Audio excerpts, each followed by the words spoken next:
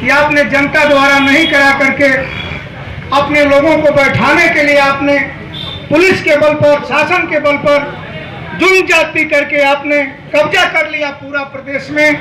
ये आपका लोकतंत्र के प्रति विश्वास नहीं है।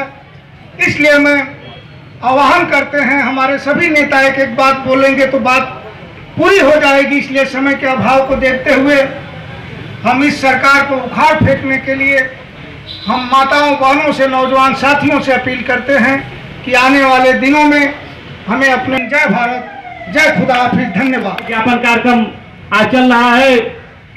हम बताना चाहते हैं कि अब भाजपा सरकार, योगी की सरकार जो हम लोग पर जुल्म ढाई है, आने वाले दिनों में हम सब एक कार्यकर्ताओं को, हम सब युवाओं को, जब आज हम ये देख रहे हैं जितने हमारे युवा हमारे सामने हैं, माताएं, महिला प्रस्तावकों पर जो अत्याचार किया गया, जो साड़ी खींच कर चिरहरण किया, जिंदाबाद जिंदाबाद जिंदाबाद जिंदाबाद।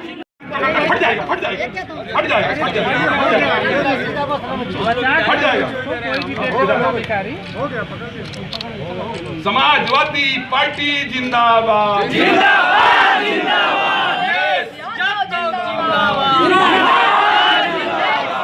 जिंदाबाद जिंदाबाद जिंदाबाद।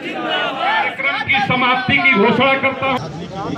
मऊ जनपद में हद तो तब हो गई जब बलराव में विधायक के द्वारा एक प्रत्याशी का पर्चा फाड़ने का प्रयास किया गया। यह लोकतंत्र की हत्यारी सरकार है। उसी के खिलाफ हम लोग आज ये धरने पे आए थे।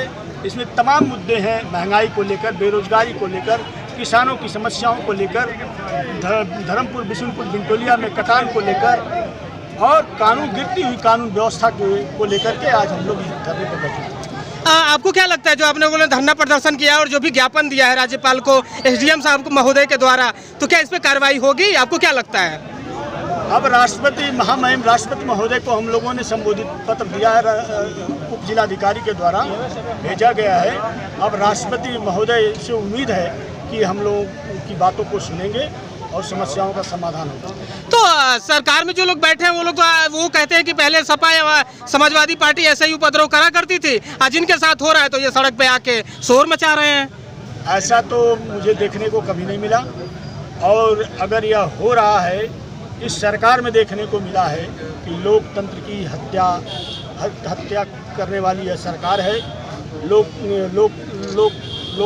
के कल्याण को न करके प्रदेश में के अमन चैन को खत्म करने का प्रयास यह सरकार कर रही है। आरोप सरकार भी लगाती रही है कि जब आप विधानसभा और एमपी एमएलए का चुनाव हारते हैं तो ईवीएम पे टिकट फोड़ते हैं, जब आप जिला पंचायती का चुनाव हारे, जब आप ब्लॉक प्रमुखी का चुनाव हारे तो आप अधिकारियों पे ठिकरा फोड़ रहे हैं। तो ये कहाँ तक सही है?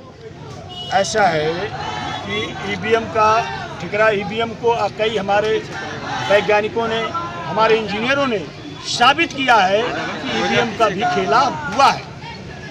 मैं नहीं मानता, लेकिन मैं ये कहना चाहता हूं कि हमारे इंजीनियरों ने, आपको देखे होंगे फेसबुक पे, और उन्होंने साबित किया कि कैसे फला को वोट जाएगा और कैसे फला को वोट पड़ रहा है 10 तो वहाँ पहुँच रहा है 11 पहुँच जा रहा है भाजपा को।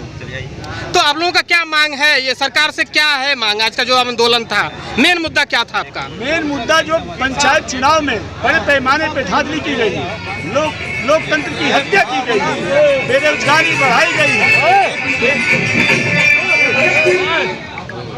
बेरोजगार नौजवानों के साथ धोखा किया गया है, किसानों के साथ धोखा किया गया है। तो जैसे किसान 7-8 महीनों से धरने पे बैठे हैं, तो सरकार कह रही है कि ये विपक्ष के बहकावे में आके धरने पे बैठे हैं, जो क्योंकि हमने जो भी बिल बनाए हैं सरकार के किसानों के पक्ष में है।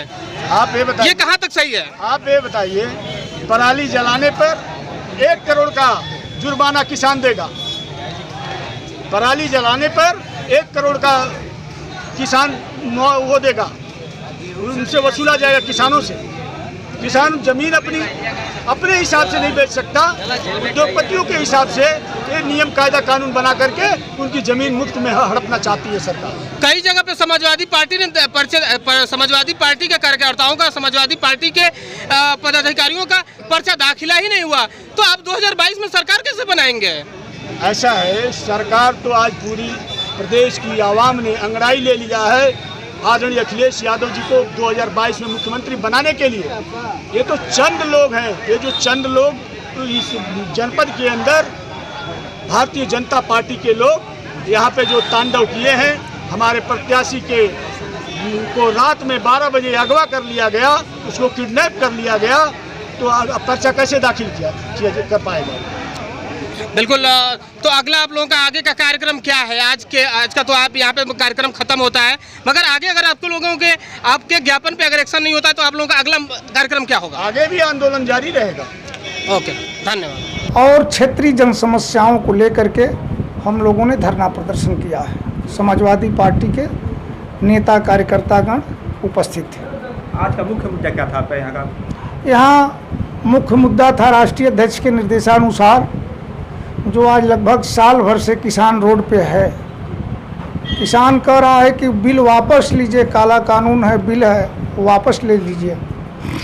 और आय दुगना करने के लिए बीजेपी सरकार ने कहा, आज किसान महंगाई के मारे घर से बाहर नहीं निकल रहा है और वो काला कानून आज तक वापस नहीं लिया गया है। सरकार कह रही है कि ये किसान के हित में है। किसान कह रहे हैं कि हमें वह हित नहीं चाहिए जिससे हमारे पूरा जो है कृषि चौपट हो जाएगी, कृषि व्यवस्था